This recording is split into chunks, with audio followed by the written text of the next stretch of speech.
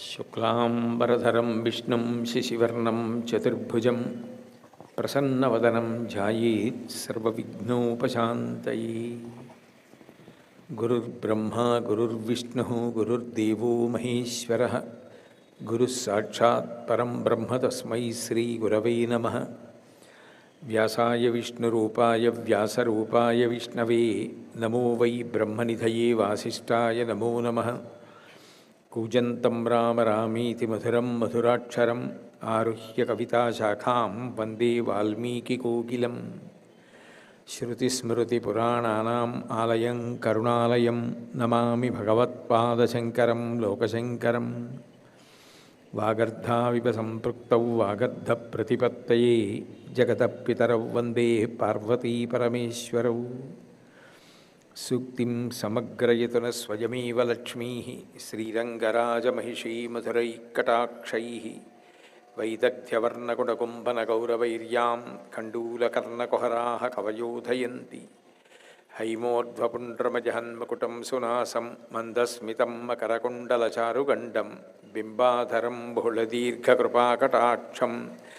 శ్రీవేంకటేశముఖమాత్మనిసన్నిధత్తాం విమలపటీ కమలకుటీ పుస్తకరుద్రాక్షసస్తహస్తపుటీ కామాక్షి పక్ష్మలాక్షి కలిత విపంచి విభాసి వైరించి. మనోజవం మరుతతుల్యవేగం జితేంద్రియం బుద్ధిమతాం వరిష్టం వాతాత్మజం వనరయూధముఖ్యం శ్రీరామదూతం శిరసా నమామి.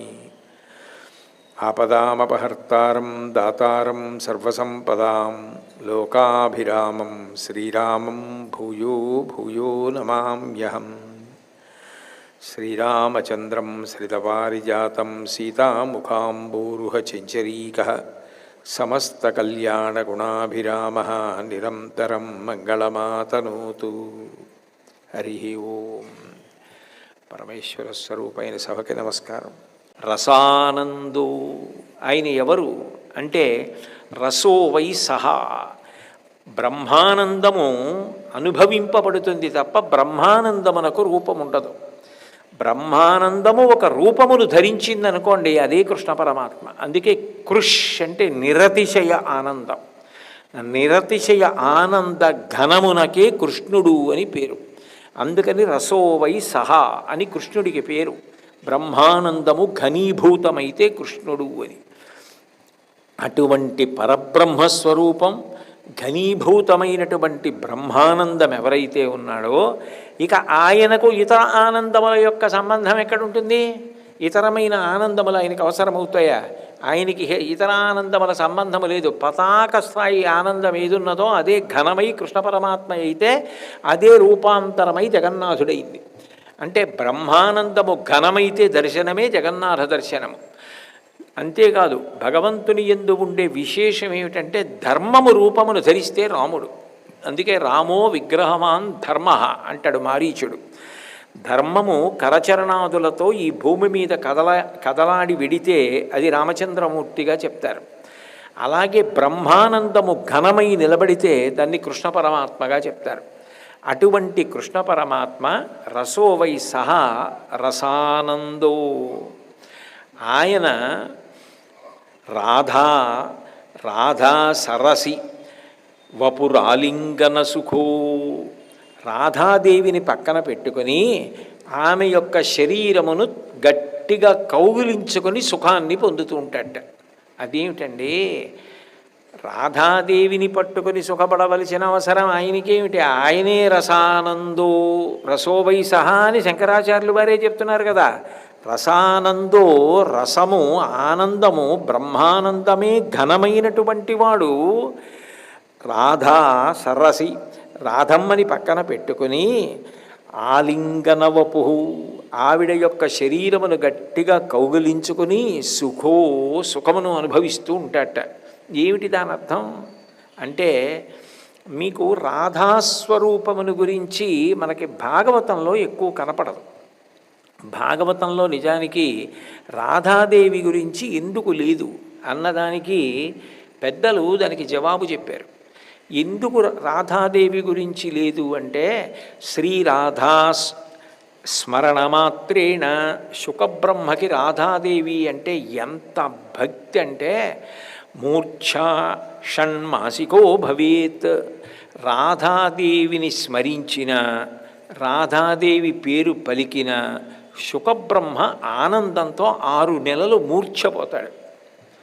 అంటే రాధాదేవి పేరెత్తితే అంత ఆనందం శుకబ్రహ్మకి. శుకబ్రహ్మ వామదేవుడు వీళ్ళిద్దరూ కర్మ అనుభవించడానికి వచ్చిన వారు కాదు సృష్టిలో. సృష్టిలో ఏ ప్రాణి వచ్చినా కర్మ ఫలితాన్ని అనుభవించడానికి వస్తారు, పాపపుణ్యములను అనుభవించడానికి. కారణజన్ములై అట్లా రాని వాళ్ళు ఇద్దరే, ఒకడు శుకుడు, ఒకడు వామదేవుడు. అటువంటి శుకబ్రహ్మకి రాధాదేవి అంటే ఎంత భక్తి అంటే ఆవిడ పేరెత్తితే 6 నెలలు మూర్ఛపోతాడు ఆయన. 6 నెలలు మూర్ఛపోతే 7 రోజులలో భాగవతం అయిపోవాలి. పరీక్షిత్తుగా 7 రోజులే ఆయుర్దాయం.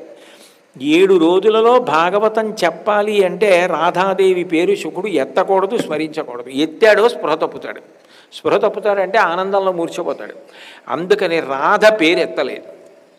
అసలు ఎవరి రాధ అంటే రాధాదేవి గురించి రాధా తత్వంలో అనేక పురాణాలు మాట్లాడాయి. బ్రహ్మవైవర్త పురాణం దగ్గర నుంచి రాధమ్మ గురించి ఎన్నో విశేషాలు ఉన్నాయి. ఈ రాధాదేవి నిజానికి ప్రకృతి స్వరూపిణి. గోలోకే రాధికా స్వయం, ఆమె గోలోకమునందు ఉంటుంది అని. సాక్షాత్ పరబ్రహ్మస్వరూపిణి. అందుకే కృష్ణ పరమాత్మ యొక్క వామార్ధ భాగమే రాధాదేవి. ప్రకృతి పురుషుడు అంటాం కదా, అలా పతాక స్థాయిలో ఉన్నటువంటి పరబ్రహ్మస్వరూపము స్త్రీ స్వరూపమును పొందితే అది రాధాదేవి. అటువంటి రాధాదేవి పట్ల శ్రీకృష్ణ పరమాత్మకి అంత ప్రీతి. నిజానికి ఆవిడికి రాధ అన్న పేరు ఎందుకు వచ్చిందంటే రాసలీలయందు ప్రాదుర్భావమును పొంది పరమేశ్వరుని యొక్క పాదార విందముల దగ్గరికి వచ్చి ధావనమునర్చింది కాబట్టి రాధ. రాసలీలలో రా, భగవంతుని పాదముల దగ్గర ధావనమునర్చడం, ధా కలిపితే రాధ. రాసలీల, రాసలీల అంటే నేను మొట్టమొదటి రోజునే మీ అందరితో మనవి చేశాను. ఆ రాసలీల యందు పరమేశ్వరుడు ఏం చేస్తాడు అంటే అందరికీ మోక్ష సుఖాన్ని అందిస్తాడు, ఎంతమందికైనా ఇస్తాడు. అందుకే అంగనామంగనామంతరే మాధవం మాధవం మాధవం చంతరేణంగనా ఇద్ధిమా కల్పితే మండలే మధ్యగ సంజగౌ వేణునా దేవకీ నందన అంటాడు లీలాశుకుడని. అంగన మధ్యలో కృష్ణుడు, కృష్ణుడు మధ్యలో అంగన వలయాకారంలో నిలబడి ఆ రాసలీల చేస్తారని నేను మొట్టమొదటి రోజునే మీతో ఆ కదాచిత్ కాళిందీ తట విపిన సంగీత కవరో ముదా గోపీ నారీ వదన కమలా స్వాదుమధుపహ అన్నప్పుడు ఆ రాసలీలా వైభవం గురించి శంకర భగవత్పాదులు ప్రస్తావన చేసిన విషయాన్ని వర్ణించాను. అసలు ఆ రాసలీలలో మొట్టమొదట అది అనుభవించగలిగినటువంటి దానిగా ప్రకృతికాంతగా పురుషుడి దగ్గరికి వచ్చి నిలబడి ఆయన పాదముల దగ్గరికి వచ్చి పావనమునర్చినది రాసలీలను ఎవరంటే రాధ. అంటే ఆ శక్తి రూపాన్ని పొందితే రాధ అవుతుంది. అందుకే రాసలీలా వైభవమునందు ప్రాదుర్భావమును పొంది భగవంతుని యొక్క పాదార విందముల యందు ధావనమునొచ్చినదెవరో ఆమె రాధ. అటువంటి రాధాదేవి అని పేరు ఎందుకు వచ్చిందంటే కృష్ణుడు రాధని ఆరాధన చేస్తాడు, రాధ కృష్ణుణ్ణి ఆరాధన చేస్తుంది. పరస్పరం ఆరాధన చేసుకుంటారు. అంటే ఇద్దరు ఒండరుల పట్ల అంత ప్రీతి కలిగిన వారు, అంత భక్తి కలిగిన వారు, ఒకరికొకరు తగినవారు, ఎవరు ఎవరికి తగ్గినవారు కారు. ఇదే పార్వతీ పరమేశ్వరులుగా చెప్తారు. అందుకే శివానంద లహరి మొదటి శ్లోకంలో శంకరాచార్యులు వారు కళాభ్యాం చూడాలంకృత శశికళాభ్యాం నిజతపఫలాభ్యాం భక్తేషు ప్రకటిత ఫలాభ్యాం భవతు మే శివాభ్యాం అస్తోకత్రిభువన శివాభ్యాం హృది పునర్భవాభ్యాం ఆనందస్ఫురదనుభవాభ్యాం నతిరియం అంటారు. నిజతపఫలాభ్యాం, ఒకరి తపస్సుకి ఒకరు ఫలమైన వారు. అందుకే కృష్ణుడు రాధని ఆరాధిస్తాడు, రాధ కృష్ణుణ్ణి ఆరాధిస్తుంది. ఇద్దరి ఎందున్నది ఆరాధన. ఆరాధన వలన ఇద్దరు భ్రమరకీట న్యాయంగా ఆ పువ్వులో చిన్న కీటకం పడుకుని ఉంటుంది. భ్రమరం వచ్చి గండు చూపులు చూస్తూ జంకారం చేస్తూ తిరుగుతుంటే తదేక దృష్టితో చూసి ఇది అది అయిపోతుంది. అట్లాగే బొండరులు ఒకరినొకరు ఆరాధన చేసిన కారణం చేత ఇద్దరు లేక ఒక్కరైపోతారు రాధాకృష్ణులు. అందుకని రాధామాధవం, అందులో ధ ఇందులో ధ ఒకటైపోతాయి, రాధామాధవులని పిలుస్తారు. ఆరాధన ఇద్దరి యందు ఉంది, అందుకని రాధ ఇద్దరి యందు సమానమవుతుంది. ఈయన ఆమెను ఆరాధిస్తాడు, ఆమె ఈయనను ఆరాధన చేస్తుంది. ఆరాధన రాధ ఇద్దరి యందు ఉన్నది కాబట్టి ఇద్దరు ఒక్కటయ్యారు కాబట్టి రాధ అంత గొప్పదైంది. అటువంటి రాధ ఏమి చేస్తుంది అంటే రా అంటే ఇచ్చుట అని అర్థం. అక్షరాలకి అర్థాలు, అక్షరాలకి అంకెలు ఉంటాయి. అక్షరానికి ఇచ్చుట అని, ధ అంటే నిర్వాణ సుఖము అని, నిర్వాణ సుఖము అంటే మోక్షము అని. మోక్షమును కూడా ఇవ్వగలిగినటువంటి శక్తి ఎవరో ఆమెకు రాధ అని పేరు. అంటే అప్పుడు రాధ ఇవ్వలేనిది రాధ ఇవ్వలేనిది లోకంలో ఏమీ ఉండదు. అందుకని రాధావపు రాలింగన సుఖో, ఎప్పుడూ రాధని ఆలింగనము చేసుకొని సుఖమును అనుభవిస్తాడన్న మాటకు అర్థం వాళ్ళిద్దరూ ప్రకృతి పురుషులై ఉన్నారు. తాంబూలము ఎర్రతనము, చంద్రుడు కాంతి, పాలు తెలుపు, సూర్యుడు ప్రభ, పుష్పము సౌరభము ఎలా ఒకదానిని విడిచిపెట్టి ఒకటి ఉండవో అట్లా రాధామాధవులు ఒకరినొకరు విడిచిపెట్టి ఉండరు. ఇద్దరు ఎప్పుడూ కలిసే ఉంటారు. అందుకే వారి ప్రణయం సరిగా అర్థం అవ్వడం అంత కష్టం. రాధామాధవ ప్రణయం లోకమునందు సహృదయంతో అర్థము కావడం అంత కష్టమైంది. ఆ రాధా తత్వం గురించే పురాణంలో ఒక అద్భుతమైనటువంటి కథ కనపడుతుంది. ఒకప్పుడు రాధాదేవి రాసలీల కొరకు యమునా నది ఒడ్డుకెళ్ళి కృష్ణ పరమాత్మతో రాసలీల చేసి వస్తుండేది. ఆమె మీద నానా రకాలైన నిందలు బయలుదేరాయి. ఈమె కృష్ణ పరమాత్మ దగ్గరికి వెడుతుంది, ఎప్పుడు యమునా తటానికి వెడుతుంది, అక్కడ రాసలీల చేస్తుంది, ఆ కృష్ణుడితోనే ఉంటుంది. ఆమెకు ఒక చెలికెత్తే, ఆమె పేరు విశాఖ. మీరు పురాణంలో చూస్తే కనపడుతుంది. విశాఖ ఎప్పుడు ఆవిడ పక్కనే ఉంటుంది. విశాఖ లలిత అని ఆవిడ చెలికెత్తేలు. ఇంకా లలిత అయినా ఎప్పుడైనా దూరంగా ఉంటుంది, కానీ విశాఖ ఎప్పుడు దూరంగా ఉండదు. అందుకే మీరు నక్షత్రాల్లో చూడండి, అనురాధ విశాఖ పక్కపక్కన ఉంటాయి.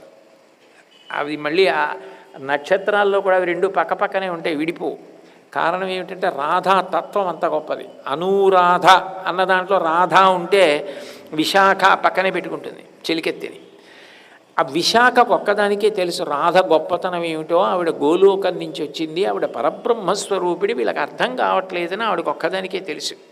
కాబట్టి రాధ గురించి చాలా తక్కువ చేసి మాట్లాడుతుండేవారు ఒకప్పుడు. అక్కడ ఉన్నటువంటి కొంతమంది గోపీజనం, అందులో ఒక వృద్ధ గోపిక, ఒక పడుచు గోపిక మరీ ఎక్కువ దుష్ప్రచారం చేశారట. పురాణంలో కనపడే విశేషం. చేస్తే రాధని యావగించుకునేవారు. ఈమె ఎప్పుడూ కృష్ణ పరమాత్మ దగ్గరికి వెడుతుంది, యమునా తటానికి వెడుతుంది అని. ఒకప్పుడు కృష్ణ పరమాత్మ రాధ గొప్పతనం ఏమిటో లోకానికి చెప్పాలనుకుని అకస్మాత్తుగా బృందావనంలో ఒక రోజున ఇంటికి వచ్చినవాడు వచ్చినట్టుగా గోశాలలో పడిపోయాడు. పడిపోతే యశోదాదేవి తల్లడిల్లిపోయి గబగబా వైద్యుల్ని పిలిపించింది. చూశారు, ఎవరికీ ఏమీ అర్థం కాలేదు. పద్మముల యొక్క రేకుల వంటి కన్నులు కలిగిన వాడు కదా కృష్ణ పరమాత్మ. నల్లనివాడు పద్మనయనమ్ములవాడు అని కదా పోతన గారు. శంకర భగవత్పాదులు కూడా ఇప్పుడే కదా చెప్పారు. ఉత్ఫుల్ల కువలయదలోత్పుల్లనయనో అన్నారు కదా. తామర రేకుల వంటి కన్నులు ఉన్నవాడు. ఆ కను రెప్పలు పడిపోయాడు స్పృహ తప్పి. వైద్యులు వచ్చారు, వాళ్ళు వచ్చారు, వీళ్ళు వచ్చారు, సేవలు చేశారు, ఆయనకేం స్పృహ రాలేదు. ఆవిడ భయపడిపోయింది. యశోదాదేవి ఏమైపోయిందో అని నందుడు కూడా తల్లడిల్లిపోయాడు. ఆ తల్లడిల్లిపోతున్న సమయంలో అచ్చు కృష్ణుడు ఎలా ఉంటాడో అచ్చు రాధ ఎలా ఉంటుందో, అంటే నిజానికి స్త్రీ పురుషుడుగా, పురుషుడు స్త్రీగా ఇద్దరు ఒక్కలా ఉంటారు. ఒక దివ్యకాంతి కలిగినటువంటి వ్యక్తి వచ్చి అమ్మ నేను బతికిస్తాను ఈ కృష్ణుణ్ణి, ఏం పర్వాలేదు, ప్రాణం పోలేదు, స్పృహ తప్పింది, తీవ్రమైనటువంటి అనారోగ్యం కలిగింది, కానీ పతివ్రత అయినటువంటి స్త్రీ యమునా నదిలోంచి నీళ్లు తీసుకుని రావాలి ఒక కలశతో. ఆ నీళ్లు ఈయన ముఖం మీద చిలకరిస్తే లేస్తాడు. కానీ ఒక నియమం ఉంది, ఏమిటంటే 1000 కన్నములు పెట్టినటువంటి కొత్త కుండని ఇస్తాను, సహస్ర ఛిద్ర ఘటము ఇస్తాను. ఆ ఘటాన్ని చేత్తో పట్టుకుని కృష్ణ పరమాత్మ యొక్క వెంట్రుకలు కొన్ని కత్తిరించి ఆవిడ ఏం చేసిందంటే యమునా నదికి అవతల వైపు తమాల వృక్షం, యువతల వైపు తమాల వృక్షం, ఈ రెండిటికీ కలిపి యమున మించి ఒక వెంట్రుకలతో ఒక వంతెన కట్టింది. కట్టి ఈ 1000 కన్నాలు ఉన్నటువంటి కుండ పట్టుకొని ఈ వెంట్రుకలు ఉన్నటువంటి తాడు మీద అవతల ఒడ్డుకి వెళ్ళి కుండ ముంచి నీళ్లు పట్టుకొని మళ్ళీ ఇదే తాడు మీద వెనక్కి వస్తే ఆ నీళ్లు చిలకరించాలి. కానీ అలా వెళ్ళేటటువంటి వాళ్ళు కృష్ణుడి బంధువులు కానీ కృష్ణుడి తల్లి కానీ కాకూడదండి. ఇంకా యశోద ఏం పెడుతుంది? అప్పుడు అందరు అన్నారు, అస్తమానం రాధాదేవిని నింద చేస్తుంది కదా, ఒక ఆవిడ పడుచు ఆవిడ, ఒక ఆవిడ వృద్ధురాలు, ఎప్పుడు రాధ అలా తిరుగుతుంది, ఇలా తిరుగుతుంది, కృష్ణుడి దగ్గరికి వెడుతుంది, యమునా తటానికి వెళ్తుంది, మాలా పాతివ్రత్యం తెలియదు, ఏమీ తెలియదు అంటూ ఉంటారు కదా, వాళ్ళిద్దరినీ పిలవండి అన్నారు. వాళ్ళిద్దరినీ పిలిచారు. ఎవరా వచ్చింది? కృష్ణ పరమాత్మయే రాధ గొప్పతనం చెప్పడానికి వచ్చాడు. ఆ సహస్ర ఛిద్ర ఘటాన్ని ఇచ్చారు. ఇస్తే మేము పట్టుకొస్తాం నీళ్ళని ముందు ఆ పడుచు ఆవిడ బయలుదేరి వెంట్రుకల మీదకి ఎక్కింది, టప్పని దిగి పడిపోయింది, ఆ కుండ పగిలిపోయింది. ఆవిడ చిన్నపుచ్చుకుంది, అయ్యో అయితే నేను చెప్పుకున్నటువంటి గొప్ప వైభవం ఉన్నదాన్ని కానని అర్థమైంది. రెండో ఆవిడ బయలుదేరింది, ఆవిడికి వెంట్రుకల తాడు తెగిపోయింది. ఇంకా తెచ్చేవాళ్ళు లేరని యశోద బెంగ పెట్టుకుంది. బెంగ పెట్టుకోకండి, రాధ ఉంది, ఆవిడ పతివ్రత అన్నాడు ఆ వచ్చిన వైద్యుడు. అందరూ ముక్కులు వేలేసుకున్నారు. అందరూ మరి ఆవిడ గురించి తప్పుగా మాట్లాడతారు కదా, ఆవిడ పరబ్రహ్మస్వరూపిణి ప్రకృతి కాంత అని తెలియదు. అప్పుడు ఈ పిల్లవాడు ఆవిడ్ని పిలవండి అన్నాడు. ఆవిడ వచ్చింది. కృష్ణుడిని అలా చూసి తల్లడిల్లిపోయింది.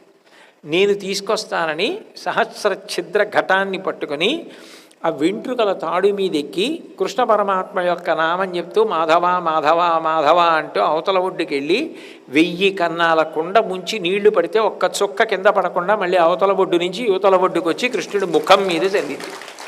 చల్లేటప్పటికీ కృష్ణ పరమాత్మ స్పృహలో కలిగి మళ్ళీ చటుక్కుని లేచి కూర్చున్నాడు.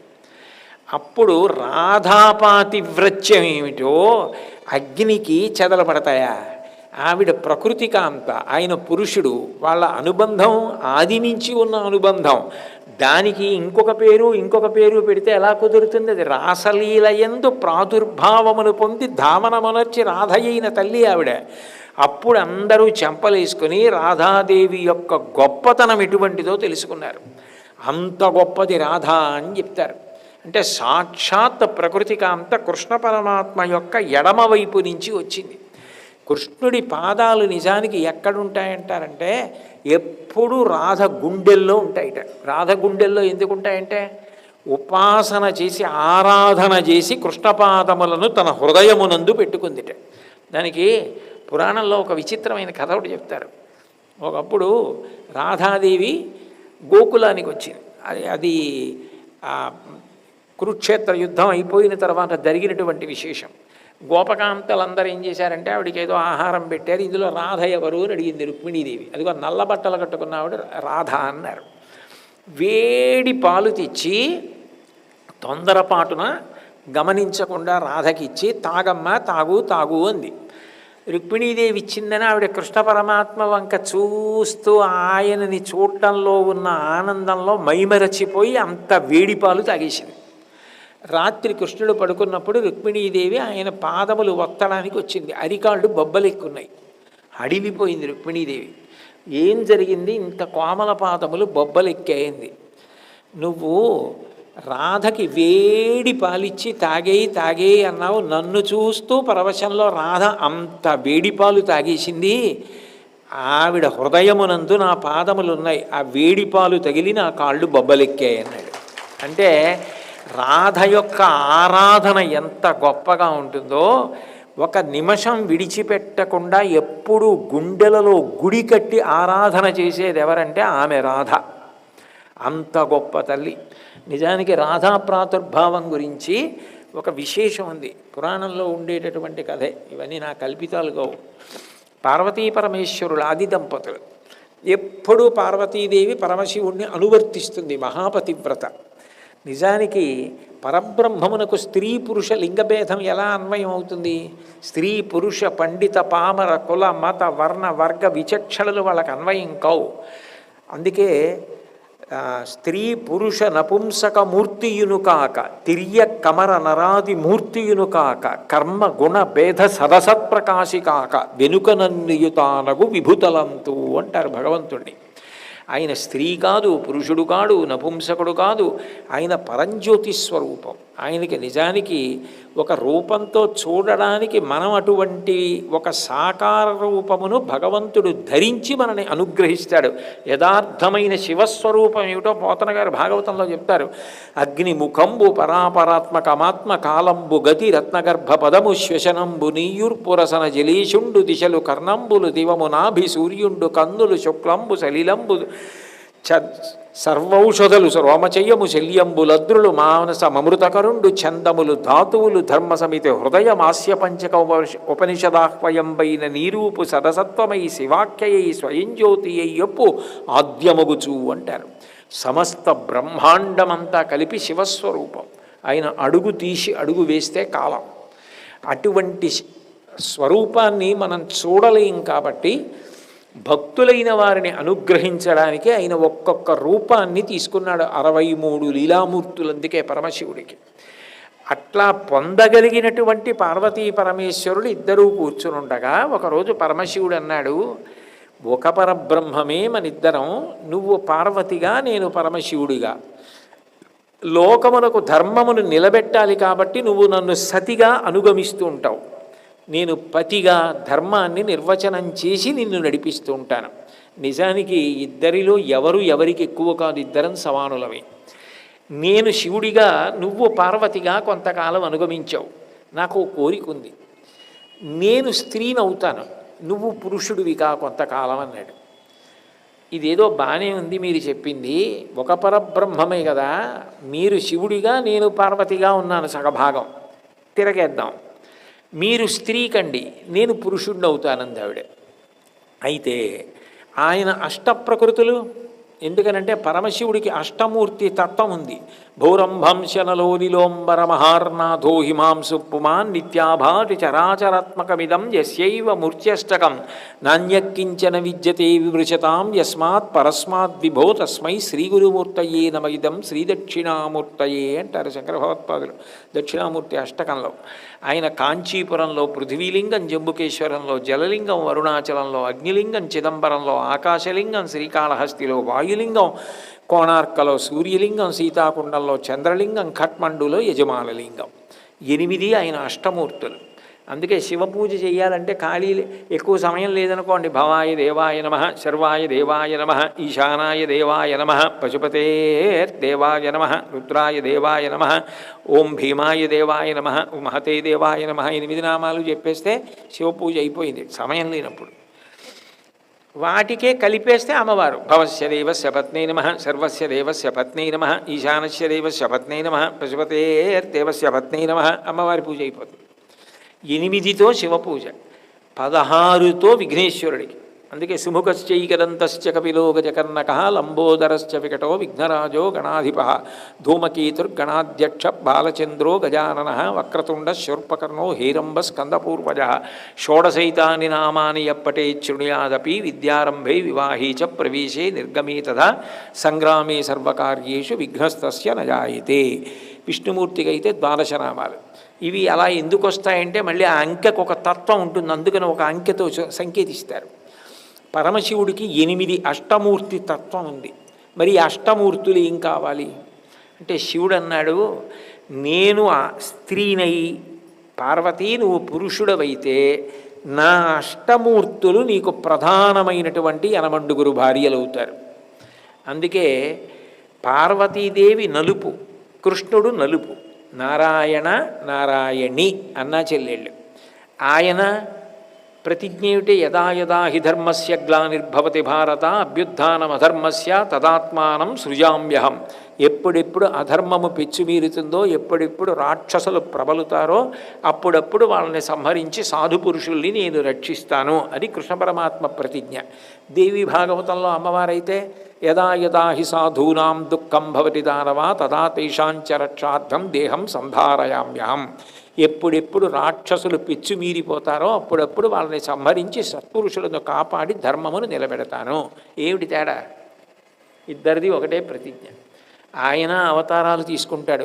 వేదోద్ధారణ మందరాభరణ పృథ్వీ ధర్మ నిర్మాణ ప్రహ్లాదత్రాణ బలిప్రతారణ నృపాహంకార నిర్వాపణ వైదేహీ రమణ ధనంజయ జయ వ్యాపార పారీణ క్షోణీ దివ్యత్కరుణ తమోహరణ తండ్రి వెంకటేశ ప్రభు అని ఆయన అవతారాలు తీసుకుంటాడు విష్ణువు ధర్మ సంస్థాపనకి. అమ్మవారు భ్రమరాంబ, తుల్జా భవాని, వైష్ణోదేవి, కనకదుర్గ, ఇన్ని అవతారాలు ఆవిడ తీసుకుంటుంది. ఇద్దరూ అవతారాలు తీసుకుంటారు, ఇద్దరూ ధర్మ సంస్థాపన చేస్తారు, ఇద్దరూ రాక్షస సంహారం చేస్తారు. కారణం నారాయణ నారాయణి. పురుషస్వరూపం నారాయణ, స్త్రీ స్వరూపం నారాయణి. అందుకే ఇద్దరు అలంకార ప్రియత్వం.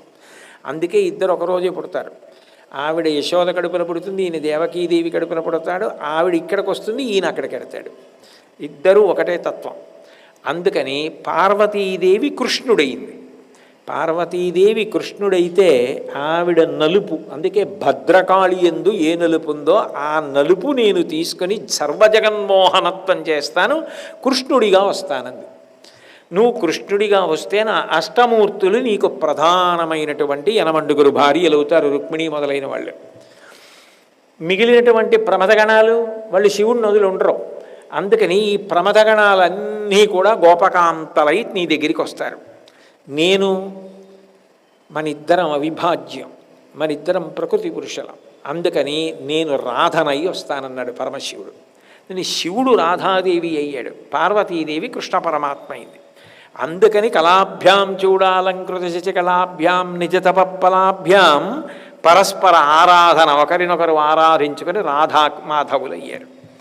అందుకని శివపార్వతులే రాధామాధవులయ్యారు అని చెప్పి పురాణం వర్ణిస్తుంది. అప్పుడు శివకేశవుల మధ్య భేదము లేదు సుమా, ఉన్నదొక్కటే తత్వము, ఇలా మారినది. అందంగా వాళ్ళల్లో వాళ్ళే లోకమునకు ఒక గొప్ప పవిత్రతని, అటువంటి అద్భుత స్వరూపాల్ని కల్పించడం కోసం ఏర్పాటు చేశారు. అందుకే అసలు ఆ రాధాతత్వం పేరు చెప్పేటప్పటికి శుకబ్రహ్మకి అంత పరమశం. రాధ అన్నారు, 6 నెలలు ఆయన మూర్ఛపోతాట ఆనందంలో. 6 నెలలు మూర్ఛపోతే పరీక్షిత్తుకి 7 రోజుల్లో భాగవతం చెప్పేవాళ్ళు ఎవరు? ఎలా? ఆయనకి 7 రోజుల్లో ఆయుర్దాయం అయిపోతుంది. అందుకని రాధ పేరు ఎత్తలేదు భాగవతంలో. రుక్మిణిని ప్రధానం చేసి చెప్పి ఊరుకున్నాడు అంటారు. అంటే రాధాదేవి అంత గొప్ప స్వరూపం. అటువంటి రాధాదేవి అన్న మాటకు అర్థం ఏమిటంటే, పక్కన అమ్మవారు లేదని నువ్వు అనుకుంటున్నావేమో, అట్లా ఉండదు సుమా. ఆయన పక్కన నువ్వు చూడవు కానీ ఆయన ఎప్పుడూ పక్కన ప్రకృతి కాంత లేని పురుషుడు ఉండడు. ప్రకృతి లేని పురుషుడు అయోమయం, పురుషుడు లేని ప్రకృతి అప్రయోజనం. మీకు బాగా అర్థం అవ్వాలి అంటే, ఒక కారు ఉంది, పరిగెత్తదు. ఏమిటి ఉపయోగం? ఉపయోగం లేదు. ప్రకృతి ఉంది, పురుషుడు, దాని ఎందు చైతన్యం లేదు, పరిగెత్తదు, ఉపయోగం లేదు. శరీరం ఉన్నది, చైతన్యము లేదు, పనికిరాదు. ఇది ఉంది, విద్యుత్తు లేదు, పని చెయ్యదు. రెండూ కలిసి ఉన్నాయి, ఉపయోగపడతాయి. ప్రకృతి పురుషుడు కలిశారు, లోకమునకు ఉపయోగం. అందుకే సీతాదేవి రామాయణంలో సుందరకాండలో ఒక మాట ఉంటుంది, శక్త్యా లోభయితుం నాహం ఐశ్వర్యేణ ధనేనవా అనన్యే రాఘవేణాహం భాస్కరేణ ప్రభాయధ అంటుంది. సూర్యుడి నుంచి సూర్యుడి కాంతి వేరు చెయ్యలేనట్టే రాముడి నుండి నన్ను నువ్వు వేరు చెయ్యలేవు అంది. అంటే సీతారాములు ఎప్పుడూ కలిసే ఉంటారు ప్రకృతి పురుషులుగా, పార్వతీ పరమేశ్వరులు అర్ధనారీశ్వరులుగా కలిసే ఉంటారు. అట్లాగే జగన్నాథుడు రాధాదేవి ఎప్పుడూ కలిసే ఉంటారు. మన కంటికి అట్లా కనపడకపోవచ్చు కలిసి ఉన్నట్టు, కానీ ఆయన తత్వస్వరూపంలో మాత్రం రాధా ఆలింగన వపుహు, పక్కన ఆ రాధా సరసి వపురాలింగన సుఖో, రాధాదేవిని ఎడమ చేతితో పట్టుకుని కౌగిలించుకుని సుఖమును పొందుతున్నవాడా అంటే అట్లా ప్రకృతి పురుషులు కలిసి ఉన్న కారణం చేత మేము ఆనందమును అనుభవిస్తున్నాం. ఎప్పుడైనా అలా కలిసి ఉంటే సుఖం ఎవరికంటే మనకి. ఇప్పుడు ఇందులో విద్యుత్తు ప్రవహిస్తే ఎవరికి సుఖం? మీకు నాకు. ఆగిపోతే నా మాట మీకు ఎలా వినపడుతుంది? సుఖం ఎవరికి అంటే మనకి, ప్రకృతి పురుషుడు కలిస్తే. అందుకే భాగవతంలో రుక్మిణీ కళ్యాణం అయిపోయాక పోతన గారు అనగా ఆదిలక్ష్మి అయిన రుక్మిణితోడ క్రీడ సల్పుచున్న కృష్ణ చూచి పట్టణంబులోని ప్రజలుల్లసిల్లిరి ప్రీతులగుచు ముక్త భీతులగుచు అంటారు. వాళ్ళకి భీతి పోయిందయా రుక్మిణీ సహిత కృష్ణ దర్శనం చేసి అన్నారు. అట్లా లేకుండా సనాతన ధర్మంలో ఉండరు. అందుకే పార్వతీ పరమేశ్వరాభ్యాం నమః, ఏదో లక్ష్మీనారాయణాభ్యాం నమః, వాణీ హిరణ్యగర్భాభ్యాం నమః, అరుంధతి వశిష్టాభ్యాం నమః, సశక్తి స్వరూపుడుగా చెప్తారు సీతారామాభ్యాం నమః. అప్పుడు జగన్నాథుడు అమ్మవారు లేని అని అనిపిస్తుంది, కానీ ఉండకపోవడం లేదు. సాక్షాత్ ప్రకృతి కాంత ఎవరు ఆయన ఎడం శరీరంలోంచి వచ్చిందో ఆమెయే ఆయన యందు ఉంటుంది. అందుకని రాధావపురాలింగనసుకో, అట్లా ఉన్నటువంటి పరబ్రహ్మ స్వరూపమైనటువంటి వాడా నీవు జగన్నాథస్వామి నయనపథగామి భవతుమే. పైకి అట్లా కనపడకపోయినా తత్వత అలా ఉండి మాకు సుఖములను కటాక్షిస్తున్నటువంటి ఓ జగన్నాథుడా, నీవు నా కళ్ళ ముందు ప్రకాశించదవుగాక అంటారు. మంగళాశాసనపరై మదాచార్య పురోగమై సర్వైశ్చ పూర్వైరాచార్యై సత్కృతాయాస్తు మంగళం. మంగళం కోసలేంద్రాయ మహనీయ గుణాత్మనే చక్రవర్తి తనూజాయ సర్వభౌమాయ మంగళం. ఉమాకాంతాయ కాంతాయ కామితార్థప్రదాయినే శ్రీగిరీశాయ దేవాయ మలినాథాయ మంగళం. సర్వం శ్రీ ఉమామహేశ్వర పరబ్రహ్మార్పణమస్తు. స్వస్తి.